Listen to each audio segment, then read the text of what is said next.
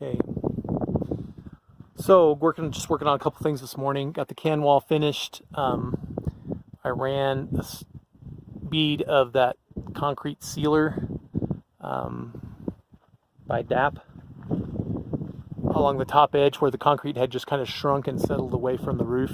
And some places it was still in good contact with the ceiling boards, but in other places there was a little gap, so I just filled it, squeezed it in good. Well, I should say. Window comes up to here.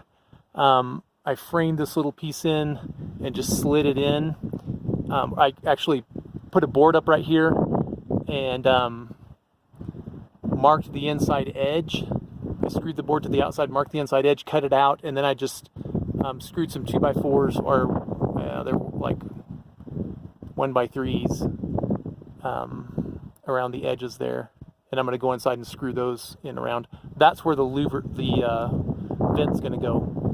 The louvered vent. So this end's going to have louvers on it to keep the rain out. And whatever we put behind it, whether it's a fan or just those automatic temperature actuated openers, that's probably what it's going to be. Will go right behind here. Let's go inside and have a look real quick. So obviously we got the glass finished. The metal is on. This coil, that's what they called it. It's just flat. It's untreated. I mean, it's unbent metal, obviously. This is how their coils come, and they are 41 inches wide. When they put all the corrugations in them, they come down to 36 inches. So the panels are 36 inches, but this piece right here is 41 inches. So it was long enough. I had to cut about a 2-inch strip off the top, 2 or 3-inch strip off the top. So this wasn't quite 41 inches, this board here. Like I said before, it was something like 30, upper 30s, I can't remember now. So I made it overhang the window just a little bit, but I'm just not happy with the way I had it snug and tight and all the wrinkles out, and then it's just kind of wrinkled. And I'm sure if I had it corrugated, that wouldn't have happened. It looks bad on one hand. On another hand, it looks kind of distressed. It's not even by any means, but it looks a little tacky to me. I wanted this to look nicer. I'm probably not going to change it right now.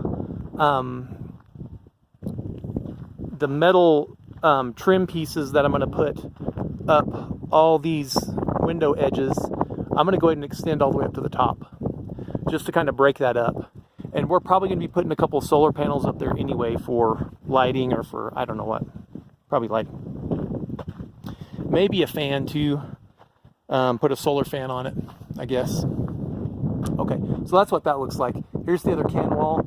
This one went a little bit better than the other one until I got toward the top. I don't know if you can see, but I drew a line that was a plumb line that's about 3 inches in from the edge, and I dropped that line with the plumb and made a mark along the edge of the concrete, along the top edge of that bond beam. And that's where I put my can wall. Well, it got crooked, and you can see it's all twisted. And then of course I popped a chalk line 3 inches along here from that edge of that board all the way down. And you can see how far out I came right here. It's just bulging out. Part of the reason was my mix was really wet a couple times. And so when it's real wet, it tends to sag out. And when it sags out, then it just gets wider. So of course the wall shrinks, and then you have to put more concrete on the top. I also ran a bead across the top there. So, but it's all dry and in good shape now. Sorry about the wind. Let's get in here where there's no wind. Used 12-ounce cans. I ran out of those. My buddy gave me a bunch of 16-ounce cans from his workplace, and so I ended up using those. They stick out a little bit more. It's going to take a little bit more concrete to cover those, or whatever I end up putting over that, but that's just something I don't have to live with.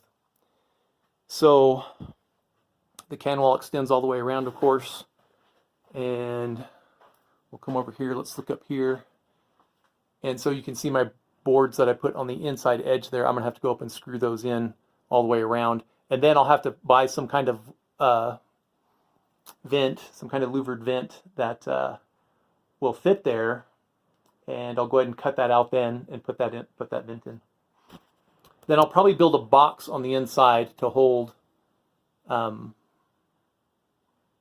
automatic door that'll open and close according to temperature. So, and that's what I'm planning on doing when I install a doorway over here. We'll have a small door up there as well that'll open and close as well. Of course, the cool air will come in from the cooling tube, which will be behind here. All right, so the windows are all in. I might have mentioned this in a video before. This custom window is non-tempered. It is non-low E as well, so it'll let the UV penetrate, and it's an inch thick. So it's a little bit hard to see, but maybe you can see where they used a couple of strips of aluminum to divide it, and then they ran, it looks like some kind of butyl rubber or something on the outside of that aluminum to cement it all together. So it was more expensive than these by about $150. These pre-made tempered ones, but it was a custom piece, so, and it's kind of a big piece of glass. So I expected to pay more for it, and I wanted this glass on this side, so the evening sun in the winter is going to be over here, and it'll still shine in and help keep things warm. Especially if we don't get sun during the day for some reason, and in the evening we do get some sun, it'll at least allow it to penetrate and get some more of the wall here. Okay, good. The windows actually went in really easy. I was really surprised how light they were. These 34-inch panes and then these 46-inch panes, my wife and I lifted by ourselves, so they were not heavy at all. If we had been lifting them up high, like if we had put vertical panes and then overhanging panes along the top edge, that would have been impossible for us to do. These are the 1/4-inch rubber strips that sit on the bottom of the window, and we need to cut these off.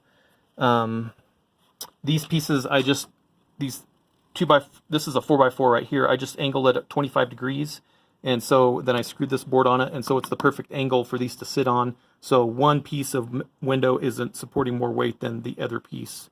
So the outside isn't supporting more weight than the inside, or vice versa. Okay, just a few little details on that. I'm probably going to get in the shade here.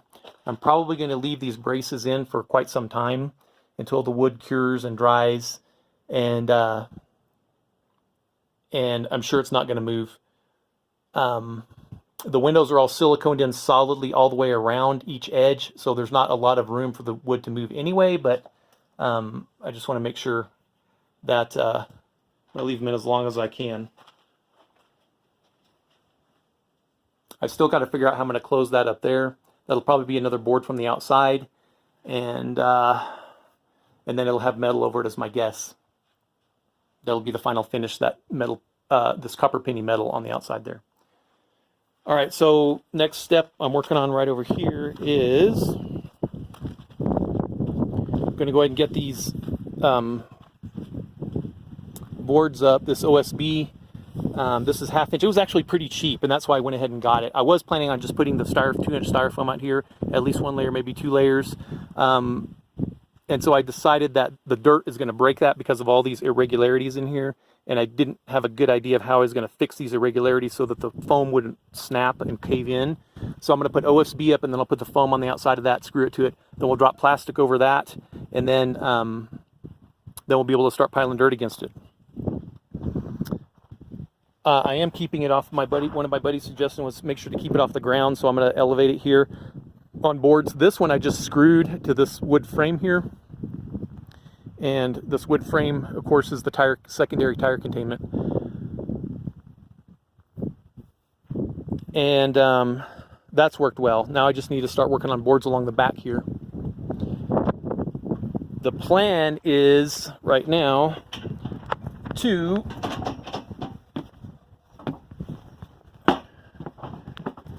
bring these are 8 feet tall, of course. I'm making them 4 feet wide, 8 feet tall. I'm just standing them on end. And then my plan is to lay a board across here. This might end up being something like 3/4 inch plywood. And then I'll have to support that somehow underneath here. So the plywood will lay on top of the concrete here. I'll fasten it back here, and that concrete, or that plywood that lays up here, I'll lay styrofoam on top of it. Then the plan is to reverse that. For this wall, I'm going to put styrofoam right against the can wall, and then wood on the outside, and then that wood I'll be able to screw the metal to. So that's the plan for now. So even along this back edge here, I'll have OSB sticking up just like this. Then I'll have a piece of wood coming across here, and then have the 2-inch insulation laying across that. And most likely dirt's going to be buried right up to there. And so I'm going to end up cutting this off right along the back of this beam right here, this 2x6 beam. I'm going to end up cutting this just like maybe 2 inches past the beam, and that way I can go ahead and put my gutter in right there.